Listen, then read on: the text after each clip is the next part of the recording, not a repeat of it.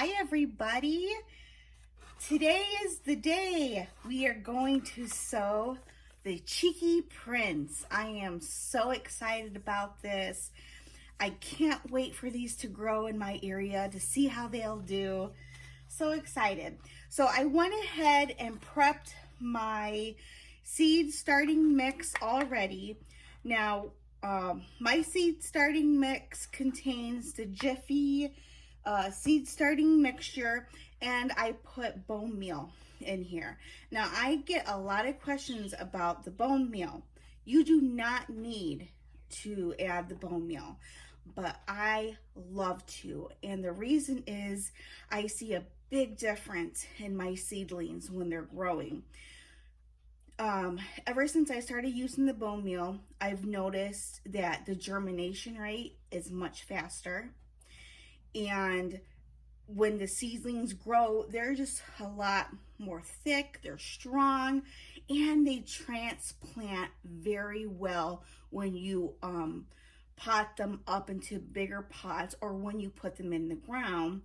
They just, since they have that extra boost start in their young little plant lives, I've noticed that I don't have any issues with transplanting. I've even transplanted peas into bigger pots, and peas are very, very finicky. They do not like to be touched, but I don't have a problem with that. Yeah, they get a little bit of a wonk to them, but and overall they do great and they thrive. So that's the reason why I use my bone meal. It just gives them an extra boost. So I will always use that. So I got that all mixed in there. My soil is nice and moist, so it's all set to go.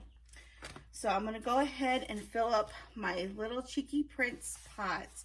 And now this is the last thing that I have that I am sowing indoors. Everything else is going to be sown direct outside in the garden. So this is exciting, and I know my husband's going to be excited about that too, because I do all my seed sowing inside my house in my living room. I sometimes will do it out in the greenhouse, but I have to go out to the greenhouse, get everything set up, do it, and you know, and bring it back so I can put it on the heating pad. So I just figured it's just easier to just do it inside. And it's hot. It's hot in that greenhouse. I have to get a what do you call it? A shade cloth. I so have to get one of those. I found a couple on Amazon that I am interested in. I definitely want to get one for sure. Especially, I am doing an experiment this year with my Brussels sprouts. Now, last year was my first year growing Brussels sprouts, and they grew wonderful, but they didn't have enough time to really, the Brussels sprouts, the little Brussels sprouts, to get big enough to even harvest, because they ran out of time. Because my area, my zone is zone 5, I think it's 5B actually, and we have a very short growing season. So my experiment that I want to do is I want to grow my Brussels sprouts in these big giant containers. I mean, they're big. I'll show you once we get to that point, which it's going to be really, really soon. I got my Brussels sprout seedlings over there ready to rock and roll. But anyways, I always go all over the place when I try to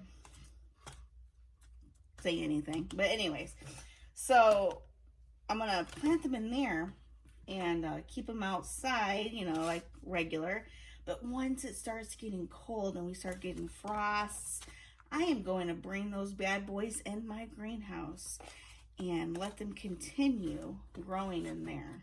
And I'm going to see how they do being in the greenhouse to, you know, to extend my growing season in the greenhouse. So I use my greenhouse mainly, you know, to start my plants and you know, much earlier than what a lot of folks can in my area. So that's what I use it for, and I do have a heater out there, which isn't great on the electric bill, but at least I can get a head start on my growing season. Ooh, I'm so excited about this. This is my first. I know I've mentioned it in the introduction video, which I'll post that below in the description if you haven't seen it, about the Chicky Prince challenge. My very first challenge I've ever participated in. So I'm so excited. Okay, so we got our dirt. Can you see that? Yeah. We got our seed starting mix all in there. And here's the packets.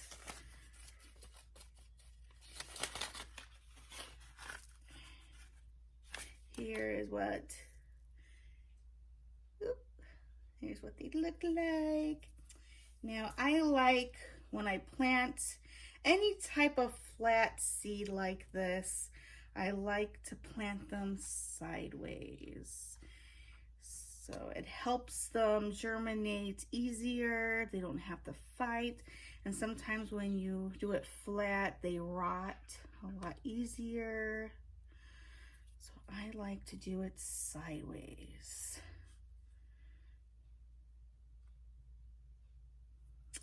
Okay, yeah. All right, and then put some soil on the top.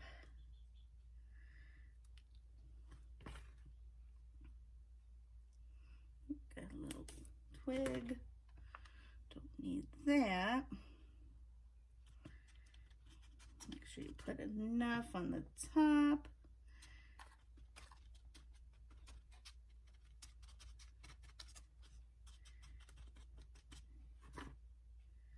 A bit more on that one. And then the last step is watering them in, which, let me grab my little invention here. I use this water bottle and I put holes on the top, and it just comes right out nice and gentle. It's not overwhelming. So right on the top there. There you go. And there we are.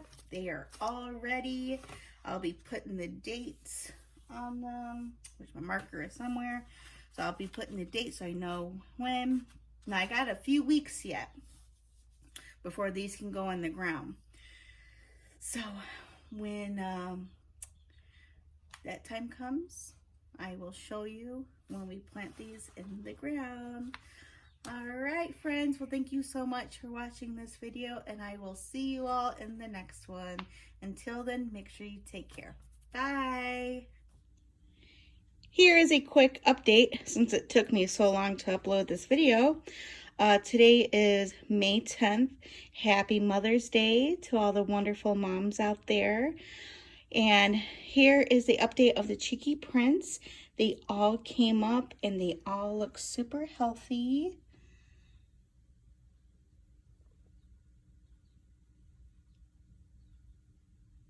There they all are. So yeah, the next step will be when I get these in the ground.